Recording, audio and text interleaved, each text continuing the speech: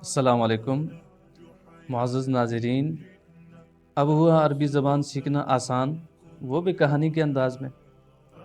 آئیے آپ کو لے چلتے ہیں ایک ایسے بولتے ہوئے جنگل کی طرف جہاں کا ہر پتا، ہر درخت، ہر پرندہ عربی میں بات کرتا ہے۔ جی ہاں، ایک دن میں جنگل گیا، جو ہی جنگل میں داخل ہوا اچانک مرحبا کی صدائیں سنائی دی۔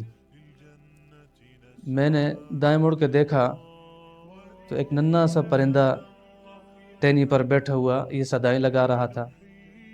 میں حیران ہوا کہ آپ کون اور یہ کیا بول رہے ہو؟ تو وہ ننھا سا پرندہ مسکرا کر کہنے لگا کہ یہ مرحبا لفظ ہے،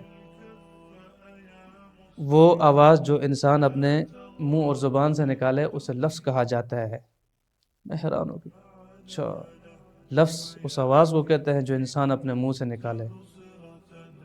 اچانک سامنے سے ہرن آیا اور بولنے لگا کہ انا حیوان۔ میں نے کہا انا حیوان؟ کہنے لگا جی ہاں، کہ میں ایک جاندار ہوں۔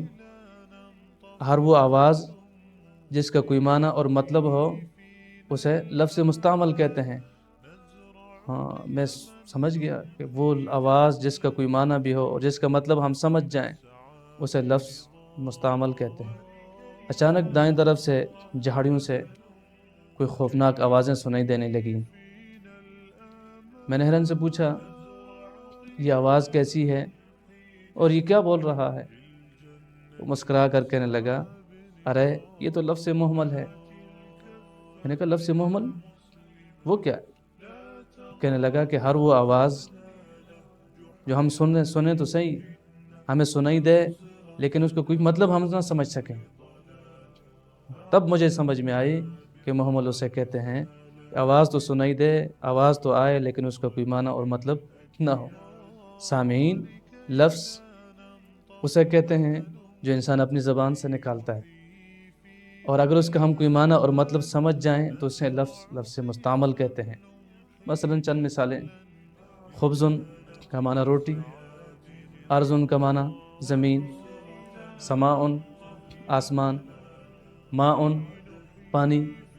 یہ الفاظ ہیں جن کے معنی ہیں، اور وہ الفاظ جن کا کوئی معنی نہ ہو، جیسے روٹی چھوٹی، کہتے ہیں گپ شپ، گپ کا معنی ہے، شپ کا کوئی معنی نہیں۔ تو معزز ناظرین، 3 باتیں آج کی کہانی میں ہم سمجھے ہیں۔ لفظ وہ آواز جو انسان اپنے منہ سے نکالے، اور اگر اس آواز کا کوئی معنی اور مطلب ہو تو اسے لفظ مستعمل کہتے ہیں، اور اگر اس آواز کا کوئی معنی اور مطلب نہ ہو تو اسے لفظ محمل کہتے ہیں۔ یہی 3 چیزیں معزز ناظرین عربی زبان کی بنیاد ہے۔ ان کو مضبوط کیجیے گا، عربی زبان آپ کے لیے ہوئی اب آسان۔ اور ملتے ہیں انشاءاللہ اگلی ویڈیو میں اسی طرح کہانی کے ساتھ۔ والسلام۔